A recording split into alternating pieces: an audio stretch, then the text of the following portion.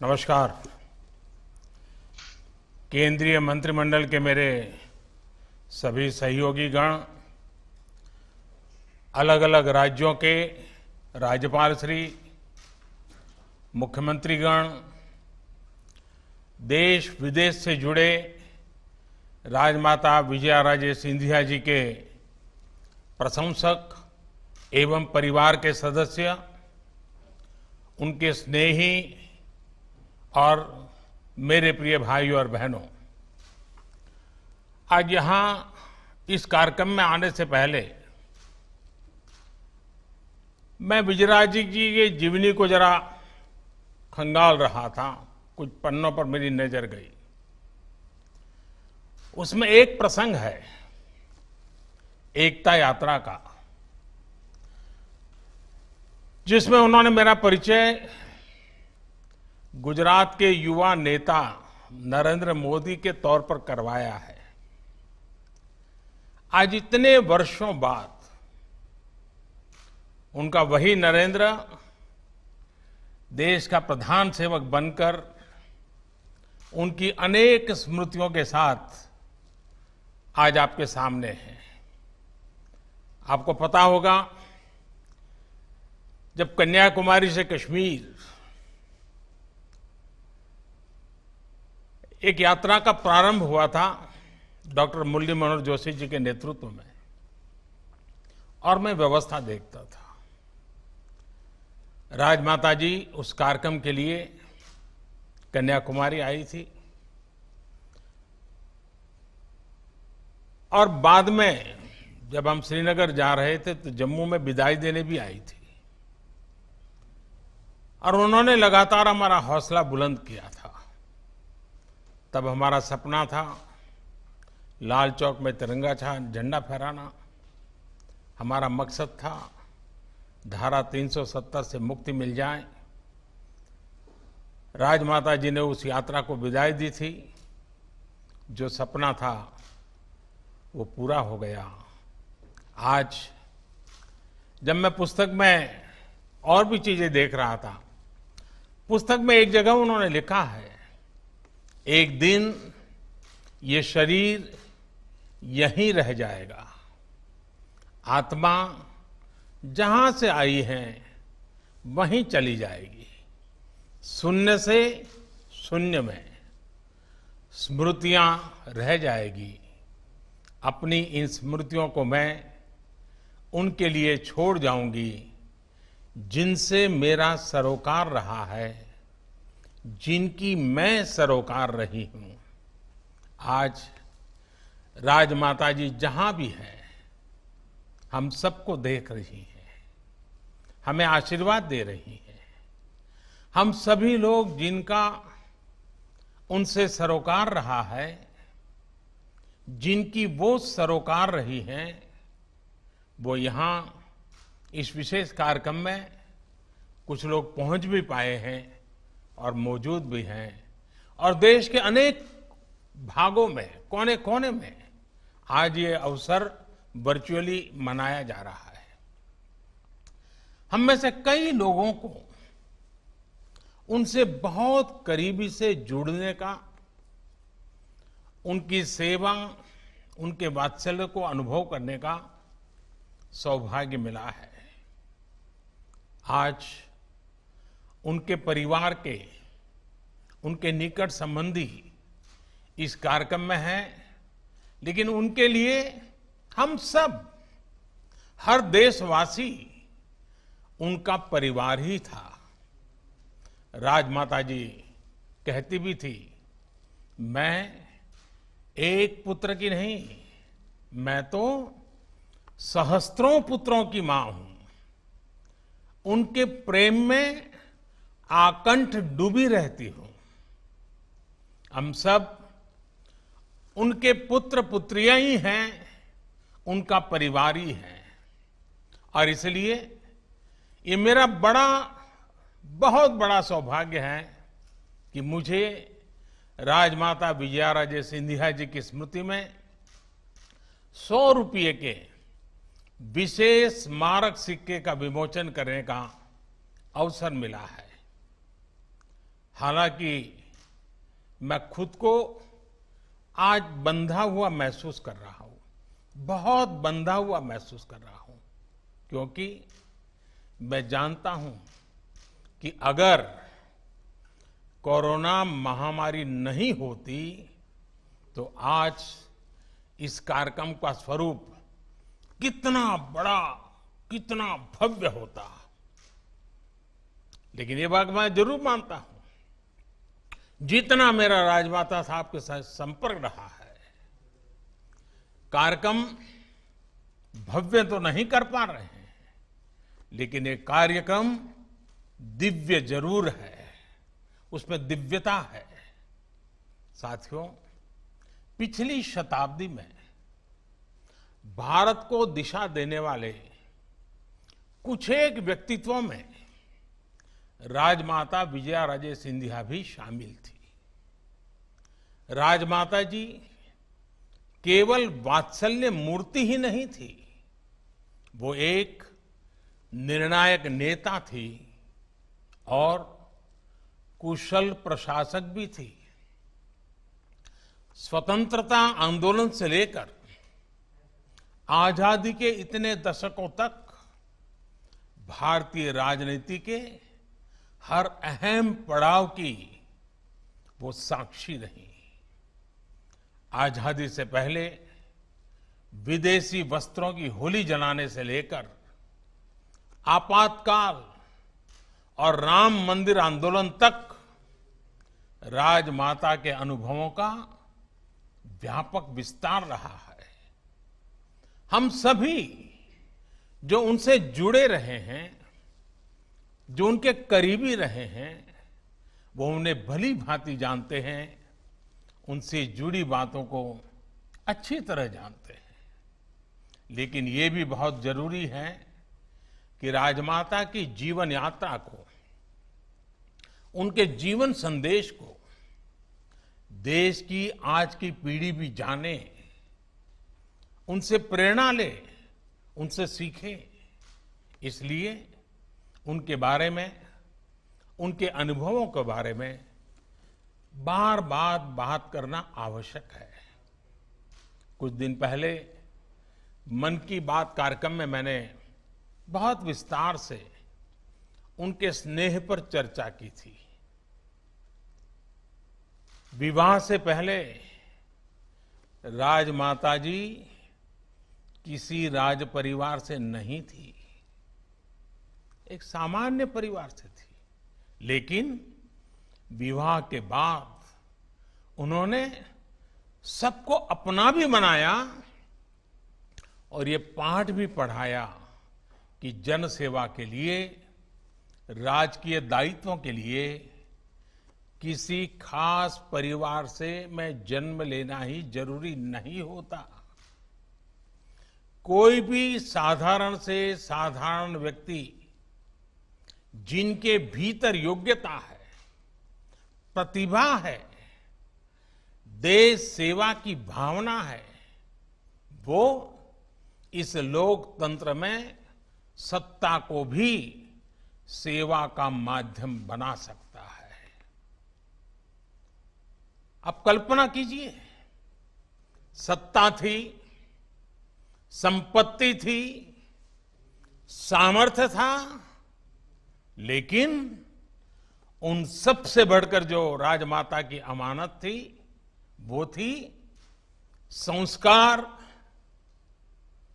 सेवा और स्नेह की सरिता।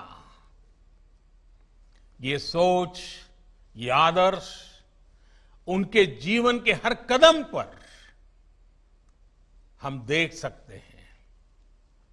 इतने बड़े राजघराने की मुखिया के रूप में उनके पास हजारों कर्मचारी थे, भव्य महल थे, सभी सुविधाएं थी, लेकिन उन्होंने सामान्य मानवी के साथ, गांव गरीब के साथ जुड़कर जीवन जिया, उनके लिए अपना जीवन समर्पित कर दिया। राजमाता ने साबित किया कि जनप्रतिनिधि के लिए राजसत्ता नहीं, जन सेवा सबसे महत्वपूर्ण है। वो एक राज परिवार की महारानी थी, राजाशाही परंपरा से थी, लेकिन उन्होंने संघर्ष लोकतंत्र की रक्षा के लिए किया। जीवन का महत्वपूर्ण कालखंड जेल में बिताया। आपातकाल के दौरान उन्होंने जो जो सहा, उसके साक्षी हम में से बहुत से लोग रहे हैं। इमरजेंसी के ही दौरान तिहाड़ जेल से उन्होंने अपनी बेटियों को चिट्ठी लिखी थी। संभवतः उषा राजे जी, वसुंधरा जी, यशोधरा जी, उन सबको ये चिट्ठी याद होगी। राजमाता ने जो लिखा था उसमें बहुत बड़ी सीख थी। उन्होंने लिखा था, अपनी भावी पीढ़ियों को सीना तान कर जीने की प्रेरणा मिले, इस उद्देश्य से हमें आज की विपदा को धैर्य के साथ झेलना चाहिए। राष्ट्र के भविष्य के लिए राजमाता ने अपना वर्तमान समर्पित कर दिया था। देश की भावी पीढ़ी के लिए उन्होंने अपना हर सुख त्याग दिया था। राजमाता ने पद और प्रतिष्ठा के लिए न जीवन जिया, न कभी वो राजनीति का रास्ता चुना। ऐसे कई मौके आए जब पद उनके पास तक सामने से चल करके आए, लेकिन उन्होंने उसे विनम्रता के साथ ठुकरा दिया। एक बार खुद अटल बिहारी वाजपेयी जी और लाल कृष्ण आडवाणी जी ने उनसे बहुत आग्रह किया था कि वो जनसंघ की अध्यक्ष बन जाए, लेकिन उन्होंने एक कार्यकर्ता के रूप में ही जनसंघ की सेवा करना स्वीकार किया। अगर राजमाता जी चाहती तो उनके लिए बड़े से बड़े पद तक पहुंचना मुश्किल नहीं था, लेकिन उन्होंने लोगों के बीच रहकर, गांव और गरीब से जुड़े रहकर उनकी सेवा करना पसंद किया। साथियों, हम राजमाता के जीवन के हर एक पहलू से, हर पल बहुत कुछ सीख सकते हैं। उनकी कई ऐसी कहानियां हैं, जीवन की सातत्यपूर्ण घटनाएं हैं जो उनसे जुड़े रहे लोगों को बताते रहे। एकता यात्रा का ही एक और किस्सा है। जब वो जम्मू में थी तो दो नए कार्यकर्ता भी उनके साथ थे। राजमाता दूसरे कार्यकर्ता का कभी कभी नाम भूल जाती थी, तो बार बार पहले कार्यकर्ता से पूछती थी कि तुम गोलू हो ना, और दूसरे साथी का क्या नाम है। वो अपने छोटे से छोटे साथियों को उनके नाम से जानना पहचानना पसंद करती थी। साथ के लोग कहते भी थे कि आप क्यों नाम की इतनी चिंता करती हैं, आप बस आवाज लगा दीजिए। लेकिन राजमाता उन्हें जवाब देती थी कि मेरे कार्यकर्ता मेरी मदद कर रहे हैं और मैं उन्हें पहचानूं तक नहीं, ये तो ठीक बात नहीं होगी। मुझे लगता है कि सामाजिक जीवन में अगर आप हैं, फिर चाहे आप किसी भी दल से, किसी भी पार्टी से हो, सामान्य से सामान्य कार्यकर्ता के प्रति ये सोच, ये भाव हम सभी के मन में होना ही चाहिए। अभिमान नहीं, सम्मान, ये राजनीति का मूल मंत्र उन्होंने जी करके दिखाया है। साथियों, राजमाता, उनके जीवन में अध्यात्म का अधिष्ठान था। आध्यात्मिकता के साथ उनका जुड़ाव था। साधना, उपासना, भक्ति उनके अंतर मन में रची बसी थी। लेकिन जब वो भगवान की उपासना करती थी तो उनके पूजा मंदिर में एक चित्र भारत माता का भी होता था। भारत माता की भी उपासना उनके लिए वैसे ही आस्था का विषय था। मुझे एक बार उनसे जुड़ी एक बात कुछ साथियों ने बताई थी और मैं जब उस बात को याद करता हूं तो मुझे लगता है मैं भी आपको बताऊं। एक बार वो पार्टी के कार्यक्रम में मथुरा गई थी। स्वाभाविक था कि वहां राजमाता बांके बिहारी जी के दर्शन करने भी गई। मंदिर में उन्होंने बांके बिहारी जी से जो कामना की उसका मर्म समझना बहुत आवश्यक है। राजमाता ने तब भगवान कृष्ण से प्रार्थना करते हुए क्या कहा? हम सब के लिए राजमाता के जीवन को समझने के लिए बात बहुत बड़ी काम आने वाली है। वो भगवान कृष्ण के सामने खड़ी हैं, बड़े भक्ति भाव से खड़ी हैं, आध्यात्मिक चेतना जग चुकी है और वो भगवान कृष्ण के सामने क्या प्रार्थना करती? वो कहती है, हे कृष्ण, ऐसी बांसुरी बजाओ, ऐसी बांसुरी बजाओ कि पूरे भारत के सब नर नारी फिर से जागरूक हो जाएं। आप सोचिए, अपने लिए कोई कामना नहीं की, जो चाहा देश के लिए चाहा, जन जन के लिए चाहा और वो भी चेतना जगाने की बात की। जो कुछ भी किया देश के लिए किया। एक जागरूक देश के नागरिक क्या कुछ कर सकते हैं वो ये जानती थी, समझती थी। आज जब हम राजमाता जी का जन्म शताब्दी मना रहे हैं, पूर्णता की ओर हैं, तो हमें संतोष है कि भारत के नागरिकों की जागृति को लेकर उनकी जो कामना थी, बांके बिहारी में उनकी जो प्रार्थना थी, वो आज लग रहा है कि धरातल पर चेतना के रूप में अनुभव हो रही है। बीते वर्षों में देश में जो अनेकों परिवर्तन आए हैं, जो अनेकों अभियान और योजनाएं सफल हुई है, उसका आधार ये जन चेतना है, जन जागृति है, जन आंदोलन है। राजमाता जी के आशीर्वाद से देश आज विकास के पथ पर आगे बढ़ रहा है। गांव, गरीब, दलित, पीड़ित, शोषित, वंचित, महिलाएं आज देश की पहली प्राथमिकता में है। नारी शक्ति के बारे में तो वो विशेष तौर पर कहती थी कि जो हाथ पालने को झुला सकते हैं वह विश्व पर राज भी कर सकते हैं। आज भारत की यही नारी शक्ति हर क्षेत्र में आगे बढ़ रही है, देश को आगे बढ़ा रही हैं।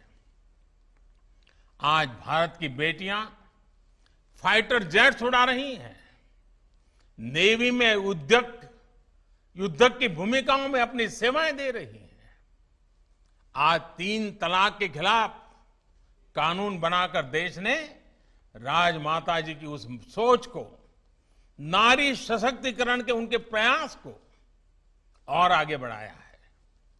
देश की एकता, अखंडता के लिए कश्मीर, भारत की एकता का सपना के लिए उन्होंने जो संघर्ष किया, जो प्रयास किया, उसका परिणाम आज हम देख रहे हैं। आर्टिकल 370 खत्म करके देश ने उनका बहुत बड़ा सपना पूरा किया है। और ये भी कितना अद्भुत संयोग है कि राम जन्मभूमि मंदिर निर्माण के लिए उन्होंने जो संघर्ष किया था, उनकी जन्म शताब्दी के साल में ही उनका ये सपना भी पूरा हुआ। और जब राम जन्मभूमि की बात निकली है तो मैं जरूर कहना चाहूंगा कि जब आडवाणी जी सोमनाथ से अयोध्या की यात्रा के लिए चले थे और राजमाता साहब उस कार्यक्रम में रहे, ये हम सबकी भी इच्छा थी और राजमाता जी भी चाहती थी कि ऐसे महत्वपूर्ण अवसर पर उनका होना चाहिए। लेकिन कठिनाई ये थी, उन समय नवरात्रि के पर्व चल रहे थे और राजमाता साहब नवरात्रि में अनुष्ठान करती थी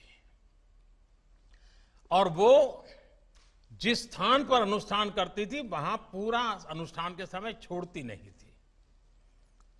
तो राजमाता साहब से जब मैं बात कर रहा था, उन्होंने कहा देखो भाई मैं तो नहीं आ पाऊंगी लेकिन मुझे आना जरूर है। तो मैंने कहा रास्ता बताइए।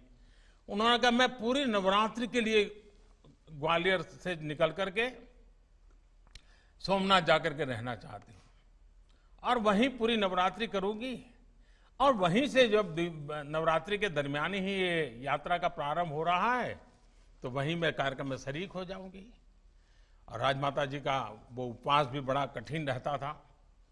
मैं उस समय नया नया राजनीति में आया था, एक कार्यकर्ता के रूप में व्यवस्थाएं देखता था।